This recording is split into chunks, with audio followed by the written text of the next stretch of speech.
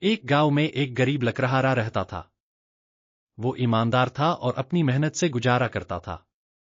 ایک دن وہ جنگل میں لکڑی کاٹ رہا تھا کہ اچانک اس کی کلہاڑی تالاب میں گر گئی۔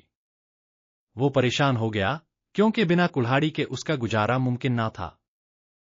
اچانک ایک فرشتہ سامنے آیا۔ اس نے کہا، ٹینشن مت لو، میں تمہاری مدد کرتا ہوں۔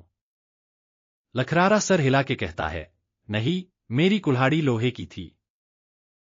فرشتہ نے پہلے ایک سونے کی کلہاڑی دکھائی اور پوچھا، کیا یہ تمہاری ہے؟ پھر فرشتہ چاندی کی کلہاڑی دکھتا ہے۔ لکڑہارا پھر کہتا ہے، نہیں، میری کلہاڑی لوہے کی تھی۔ فرشتہ مسکراتا ہے اور تینوں کلہڑیاں دیتا ہے، تم ایماندار ہو۔ اللہ تمہاری سچائی سے راضی ہوا۔ تمہیں تمہاری لوہے کی کلہاڑی کے ساتھ سونے اور چاندی کی کلہاڑی بھی ملتی ہے۔ لکڑہارا شکر ادا کرتا ہے۔ گھر لوٹ کر فیملی خوش ہوتی ہے۔ دوستو، صداقت اور سچائی ہمیشہ انعام لاتی ہے۔